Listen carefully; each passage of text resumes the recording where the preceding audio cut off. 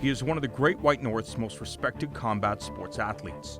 Simon Marcus, the Canadian-born fighter with Jamaican roots, has slowly built a reputation as a fearsome Muay Thai specialist and decorated world champion. Simon Marcus! The 28-year-old has blossomed into an incredible talent, and many who know the likable Thai fighter believed he was destined for greatness.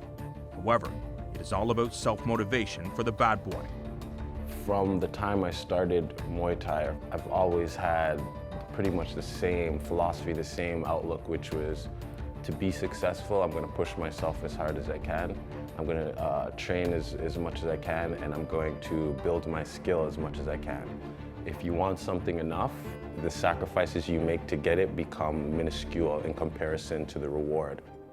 Blessed with genetic gifts, a supportive family, and the drive it takes to realize a dream, this past decade has been about self-exploration and betterment for the proud father of two. I've learned a lot throughout the years, you know. Before, I think, for me, a big part of it was being able to stand in front of any man and defeat them. But at this point in my life, it's not just about my opponent, it's about myself. It's about being the best version of myself I can be. So even though I'm at the top in the world, I could still be a better version of myself. I still have much improvement to make. I'm still getting better day by day, mentally, physically, spiritually. I'm always working to become a better person. That's what martial arts is about. It was gratifying to reach my goal, but at the same time, there's still a hunger for more, to be better, to be greater, to reach another level. And there's always another level you can attain. And my first teacher taught me that, and I carry that philosophy with me to this day.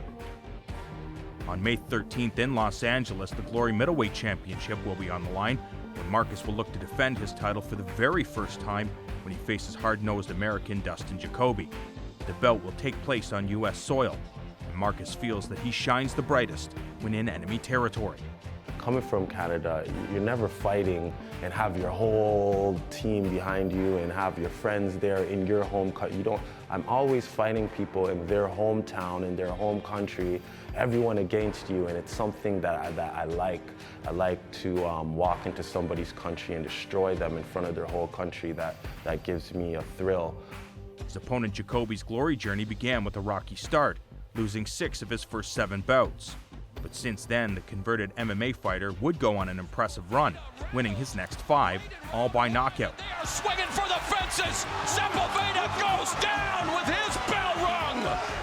It's Dustin Jacoby smashing Ariel the Smash Sepulveda. Marcus and his team feels that every opponent presents challenges, but isn't too concerned with his adversary's evolution. I'm not building a game plan. I focus on myself. I know when I'm 100%, there's nobody better. So that's the way I look at it. We don't care who you put in front of Simon. We will train accordingly. What happens if they change your opponent at the last time? So what? I'm training to fight. I don't care who's on the other corner. I'm going to do my job, and Simon will do his job. Every fight is a fight, you know, and in the fight game, one strike can end the fight. So you never take anybody for granted. You can never overlook any opponent, not even a guy walking off the street. Simon's training just as hard as he trained for Artem Levin, Joe Schilling, or anyone else in them categories. So we'll deal with him in the ring when the bell goes ding. For Marcus, Jacoby represents another hurdle in his quest to climb to the top of the kickboxing mountain. One where the peak may be always out of reach, but worth the struggle for glory.